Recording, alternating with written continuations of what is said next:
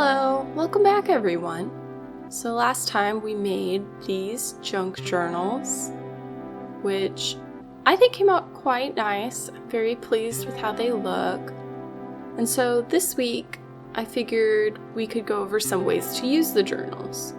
However, I'm not going to be using the journals we just made, as I'm still using this book I have. This is a junk journal I made back at the start of the year. And as you can see, I'm only like one signature in. I have a couple pages left on this signature.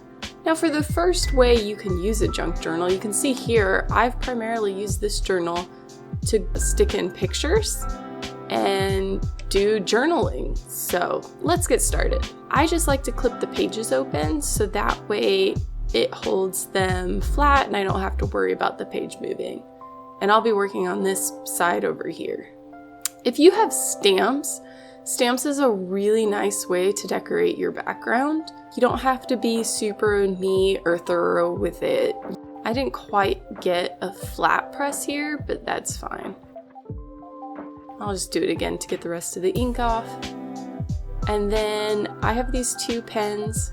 These are both waterproof ink, so that way when I put glue on them, I don't have to worry about them running. And what I'm going to be doing is I'm going to be doing fake background script, which basically I'm just scribbling so it kind of looks like writing. This just breaks up the background, it adds some interest. A great way of doing backgrounds is if you have colorful napkins like these ones. And what you'll want to do first is these napkins have a couple layers to them. So you'll want to take the napkin and just peel that layer off. And then there's one more, so we're gonna peel that one off too. And you can use any of the layers for a background to add texture or color.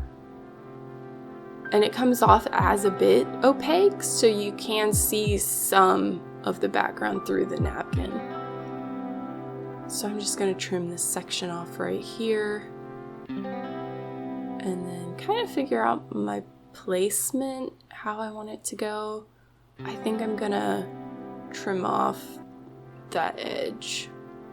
And I'm gonna trim around so I still have the images to use. And I am gonna do some other trimming off the napkin. This isn't necessary,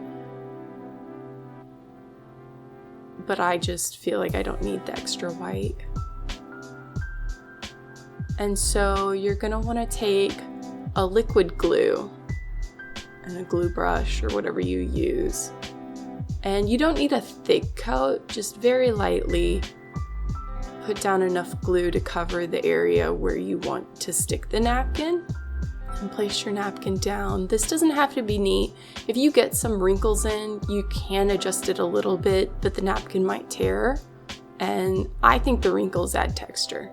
And then to fully adhere it down, you're gonna wanna very gently and lightly apply glue on top of the napkin too, and the napkin will saturate from both sides. And this really makes the napkin become part of the background. And then I have this little piece here, so I'm just gonna tear that top off, tear the bottom off a little bit. I'm gonna stick this down the same way. And then clean it up. Now let that dry. I also have, back from when I did tea dyeing, tea bags. You can also just save these. When you're done with your tea bag, you just open it up, rinse it out, let it dry. And it's a very thin texture, but it's nice. So you can use little pieces of that. And that will add interest to your background as well as some fun texture. And because it's thin, it creates an interesting layering effect with other background materials. Same as the napkin, glue on both sides. Breaking out the washi tape.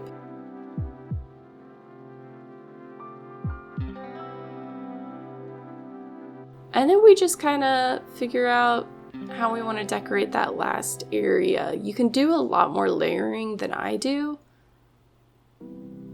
These are some nice sticky notes that I bought, and I like them because they're very muted colors. So I think I'm gonna go with that. And then I have this glue tape that I use.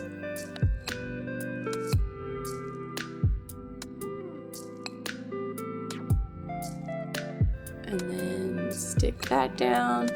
And then just to help with the corners a bit, and because I like the look of it, I'm gonna put some more washi tape down. Kind of make it look like the washi tape's holding it in place. And lastly, I'm gonna take my pen back out, and just to break up the plainness of the sticky note, I'm just gonna draw like a little line around the edge, not neatly, but that's my writing area. I know a lot of times it can be difficult, like you don't want to just write about your day every day, you don't know what to write about. So one of the fun things you can do is online there are lots of places you can check for journaling prompts. If you don't know what to write about or how to get started with writing stuff down in a journal like this, a great place to start is to get on Instagram or Pinterest. Pinterest is better for saving from multiple sites into one place. And you can just look up journaling prompts. The library will also be putting out prompts for the next several months, so be sure to check those out. All right, and now I'm gonna move on to the back of that page. One thing I like to do is I have like tags from things I bought or business cards or little handouts that I've been given. And I think these are nice and sad to throw it away. So I'm going to put them in my journal. So I'm just going to figure out the layout of how I want to do this. I have an idea. These were I bought this at the Wool Festival, which was really interesting to go to. And they were cat toys made from alpaca fur. I'm gonna get on my scrap box and dig around for some scraps. I think I'm gonna decorate the inside of the tag, and I'll use the whole tag in the journal. So I save all my scraps into a little box like this, and then when I need to decorate a small space or I'm looking to spice up a layout, I can just go back through here. I can get more use out of the items I have by using these scraps up more.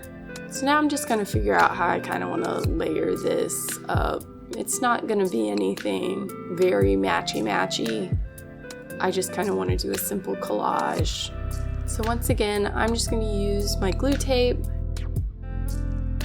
and then adhere the notebook paper. And then that's the bottom half of that tab. So now I'm going to do the top half. That will work up there. My goal here is just to cover up the white background of the tag. And because I covered up the hole, I'm just gonna go ahead and hole punch it. And then that actually already has glue on it, so I can just stick that down. All right, so the inside's decorated, so now I can glue the actual item down. And I'm gonna stick it up top. And then now what I'm gonna do is, since you have a cool thing you can open, is this is called a tip-in. What you do is the item that you want to have, instead of gluing it down if you want it to be movable, you can tape washi tape or masking tape and you apply it to the edge and you stick that down. And then the item can flip open, and I apply it to the other side because it can still move and slide off the tape. So I'm going to take these little cards that I have and I'm going to tip them all in like this, so that way I can just flip through them. This is actually a sticker, so I'm going to stick this down too. And now I can flip through and see all these things. Now for the bottom half. So I have this tag that was from a hot sauce set I bought. That's some leftover bookbinding string. So I'm just gonna add that to the top, so I think I'm gonna layer these, but I gotta figure out how. I think I'm gonna do this as a tip in. I tore the top of that. So I'm just gonna add that in, you know? Scraps of washi tape become decoration in my junk journal.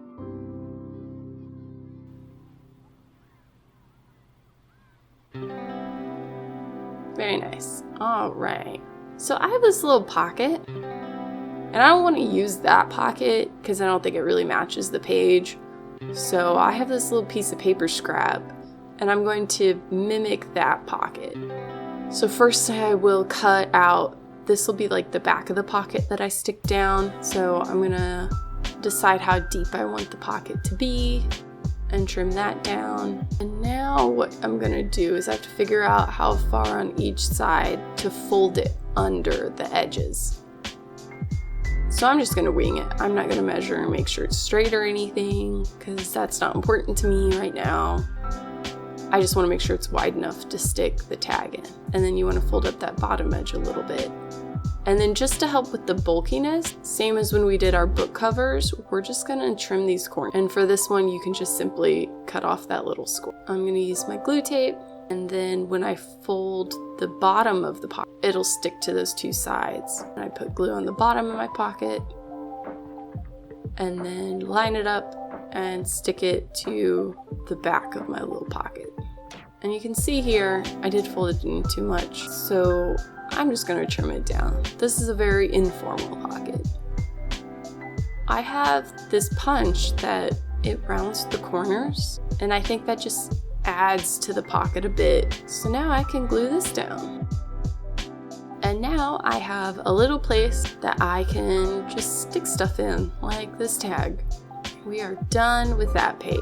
For the next page, I'm just gonna do something very simple for it. This is actually a chopstick holder from like those wooden disposable chopsticks you get with takeout. I like the pattern of it. I'm just gonna close off the top.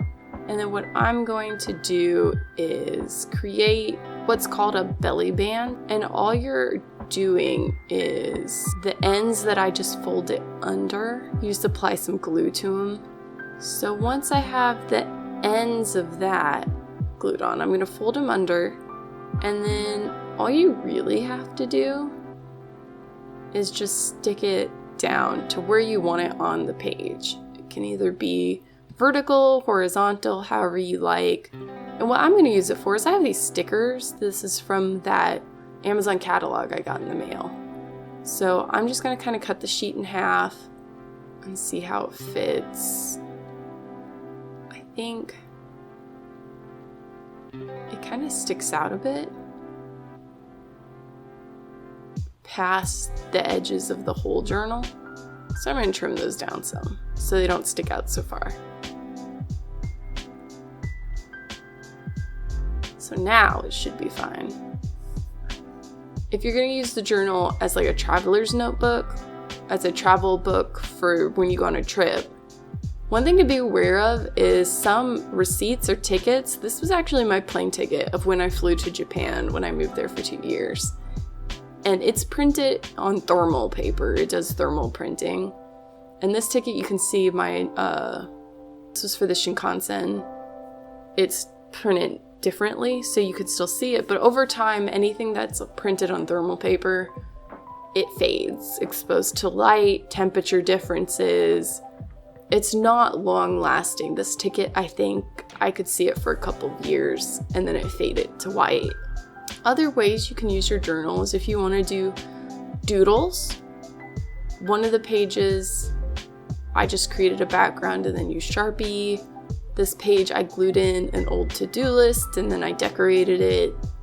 This page, I had a happiness jar, which is where you write down things that happened that made you happy, like good memories, and you put it in a jar, and then at the beginning of the next year, you open the jar and you can read all the good things that happened to you the last year. This is a collage page that I did.